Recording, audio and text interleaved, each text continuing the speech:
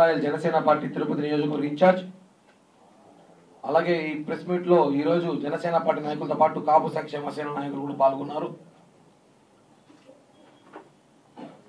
కొండా రాజమోహన్ జనసేన నాయకులు మరియు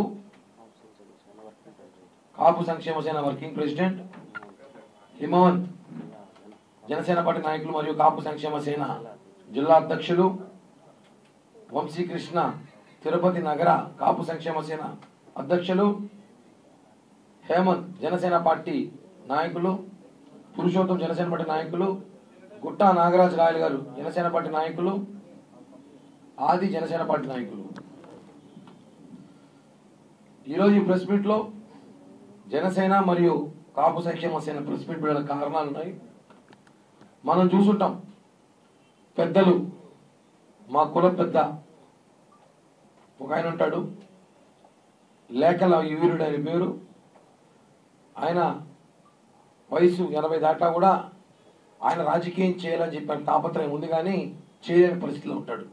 లేఖలు మాత్రం రాస్తూ అందరికీ గొడవలు పెట్టడానికి ప్రయత్నిస్తాడేమో అని చెప్పి అనుమానంగా ఉంది. మనం చూసుంటాం, హర్రామ్ జోగయ్య గారు గత కొద్ది రోజులుగా పవన్ కళ్యాణ్ గారికి లేఖలు రాసి 60 సీట్లు తీసుకో, 40 సీట్లు తీసుకో, 70 సీట్లు తీసుకో అంటాడు. అంటే మాకు ఒకసారి అనుమానం ఏమేస్తుందంటే, ఈ కష్టపడి ఆయన ఈ పుత్తులు చెడగొట్టాలని ప్రయత్నిస్తున్నాడేమో అనిపిస్తుంది ఒకసారి ఆయన మాటల్లో బట్టి. అంటే హర్రామ్ జోగయ్య లాంటి వాళ్ళు, ముద్రగడ్డ లాంటి వాళ్ళు రాజకీయాల్లో ఎప్పుడో 30 ఏళ్ళు 25 ఏళ్ళ ముందు రాజకీయ నాయకులు, మంత్రులు అయ్యారు. అప్పుడు కాపులు ఉన్న అంత ఐక్యత లేదు, అంత మెచ్యూర్ లేదు.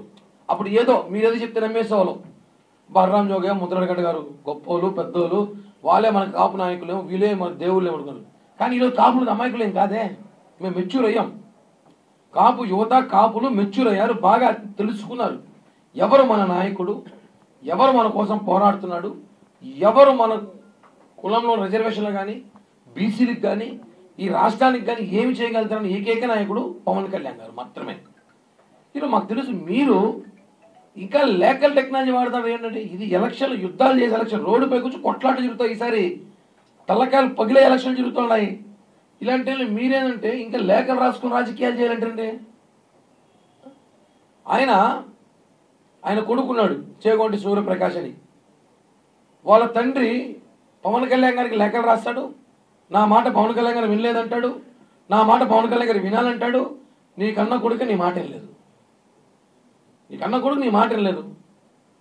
నీ కొడుకు ఈరోజు పోయి వైఎస్ఆర్ కాంగ్రెస్ పార్టీలో చేరినాడు.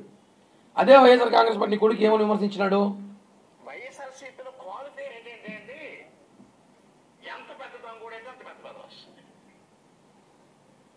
ఎంత బాగా కన్నాలు వేయగలిగితే అంత పెద్ద పదవి వస్తుంది. అంటే మన కన్నాలు వేసి అక్కడ పెద్ద ఉడుకు కూడా అలాగే బాధ. ఆ రకంగా చేసిన వాడికి అక్కడ పెద్ద వైఎస్ఆర్సీపీలో క్వాలిఫై ఏంటంటే అండి, ఎంత పెద్ద దొంగ అయితే అంత పెద్ద పదవి వస్తుంది. ఎంత పెద్ద దొంగ అయితే, ఎంత పెద్ద బేవాస్ అయితే అంత పెద్ద పదవి వస్తుంది. వైఎస్ఆర్సీపీలో నాయకుడు విమర్శించినాడు. ఇప్పుడు నువ్వు ఎంత పెద్ద దొంగ, నువ్వు ఎంత వెదవు. ఇప్పుడు ఈరోజు నువ్వు వైఎస్ఆర్సీపీలు ఎందుకు పోయావు? మేము అడుగుతున్నాము. ఈరోజు నువ్వు లేఖలు రాస్తావు కదా, ఒక లేఖ రాయండి నీ కొడుకు మంత్రి పదవి ఇవ్వమని చెప్పి.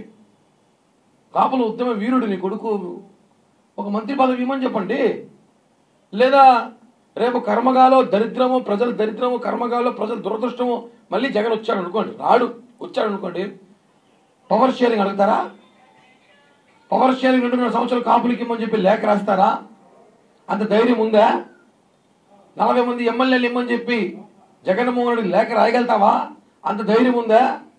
ఈ ఇద్దరు నాయకులు ఉంటున్నాం, కేవలం పవన్ కళ్యాణ్ గారి మీద మాత్రం మీ ప్రతాపమా? చెడపొకరా చెడేకు. చిన్నప్పుడు సామెత గుర్తొచ్చేది మాకు, నంటకాయల స్టోరీ మా నాన్న వాళ్ళు చెప్పేవాళ్ళు. ఆ నంటకాయల స్టోరీ మీరు నిజం చేస్తామరా? అసలు ఆ స్టోరీ నిజం చేస్తారు మీరు. ఈరోజు మనలో ఎదగనీయకుండా పవన్ కళ్యాణ్ గారికి తెలుసు ఈ రాష్ట్రం ఎటువంటి పరిస్థితులు ఉన్నాయి, ఎన్ని సీట్లు తీసుకోవాలి, ఎక్కడ పోటీ చేయాలి, ఎవరిని గెలిపించాలి, ఏం చేయాలి, అన్నీ ఆయనకు తెలుసు. మీరు ఈ సమయంలో ఆయన పక్కన నిలబడాలి, కానీ కూటమి చెడగొట్టేలాగా 50 సీట్లు తీసుకో, ఈయన అభ్యర్థులు ప్రకటన ఇచ్చేస్తారు లెటర్ ఇచ్చి. వాళ్ళ కొడుకుని మాట్లాడుతూ పవన్ కళ్యాణ్ గారి రాజకీయ అనుభవం లేదంట. ఎందుకు ఇట్లాంటి దొంగతనాలు, నీలాంటి వెధవలు వెళ్ళడానికి మీలాంటి వెధవలు వేరే పార్టీలకు వెళ్ళడానికి రాజకీయ అనుభవం కావాలా? ఈరోజు ఏం ప్యాకేజ్ ఇచ్చారని చెప్పి నువ్వు పోయినా ఒకడికి పవన్ కళ్యాణ్ గారు మనుషులు పట్టించుకోనంట. అంటే నీ తండ్రి ఈరోజు పొద్దున ఒక ఛానల్లో మాట్లాడుతూ నా కొడుకు నా మాట వినలేదు, నా కొడుకు నాకు సంబంధం లేదు అంటే నా కొడుకు స్టైల్ వేరు అంట. అంటే నీ కొడుకు నీ మాట విన్నప్పుడు పవన్ కళ్యాణ్ నీ మాట వినాలని రూల్ ఏమనుందా? రూల్ ఏమనుందా? లేదు కదా. ఆయన తెలుసు ఈరోజు కాపులు కానీ బీసీలు కానీ ఎస్సీ ఎస్టీలు కానీ అందరూ పవన్ కళ్యాణ్ గారు నమ్ముతున్నారు, కాపులకు ప్రాధాన్యత వహిస్తున్నాడు. వాస్తవమైన ఆయన పట్టుకొని నువ్వు సీట్లు వేసుకుని నాకు నచ్చలేదు, నీవే నచ్చదానికి ఆ రోజు పవన్ కళ్యాణ్ గారిని విమర్శిస్తే వైసీపీలో కాపులు ఒక్కడన్నా వచ్చి మాట్లాడా? పవన్ కళ్యాణ్ గారిని 2019 ముందు పవన్ కళ్యాణ్ గారి కుటుంబ సభ్యుల్ని, వాళ్ళ తల్లిదండ్రులని, వాళ్ళ పిల్లల్ని, బిడ్డల్ని మాట్లాడితే ఒక్క కాపు నాయకుడు ఎవడైతే ప్రేమలు అక్కడ రాస్తున్నాడో వీడు ఒక్కడైనా మాట్లాడా? మీరు ఆ రోజు రాలేదు. ఇవాళ ఇదే వైఎస్ఆర్సీపీలో మంత్రులు పవన్ కళ్యాణ్ గారిని మాట్లాడుతుంటే ఒక్కడైనా ప్రశ్నించినారు కాపుల్లో మంత్రులు? మీరంతా కాపు నాయకులు, కాపు సోదరులు.